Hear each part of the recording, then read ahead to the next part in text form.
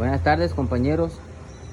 En el video de hoy quiero demostrar desde que aquí en mi carro, un Renault Sandero 2012, presentaba ruidos en el motor al momento de encenderlo. Parecía como si fuera un golpe, pero no era de biela. Simplemente lo encendía y empezaba a sonar el golpe. Y cada vez que lo iba acelerando, el sonido se hacía más frecuente.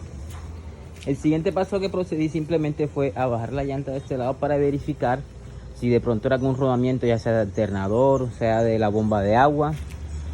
Y me conté pues de que no, le quité simplemente la correa e hice la prueba. Encendí el motor, claro está, con poco tiempo, como no tenemos funcionamiento de la bomba de agua para que no se nos recaliente, y el sonido dejó de sonar, o sea, ya no se escucha ese golpe.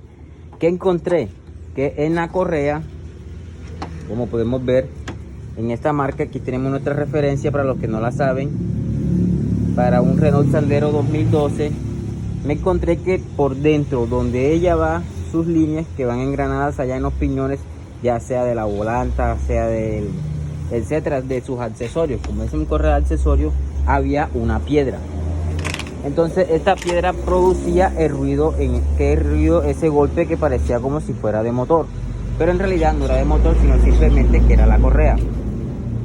Como pueden ver, vea, aquí le acabo de retirar la piedra y vean el orificio que me dejó en la correa. Era una piedra bastante grande, local hacia altura. Entonces, como cuando pasaba por medio de las endijas, de las endijitas de cada accesorio, como podemos ver, aquí está, esta es por acá, que es la esta es la de la bomba de agua. Cada vez que pasaba por aquí producía altura y hacía que sonara como un ruido.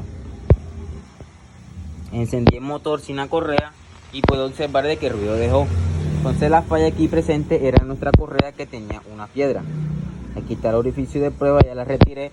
Ahora voy a hacer la prueba montando la correa y verificar de que el sonido sigue o se haya quitado.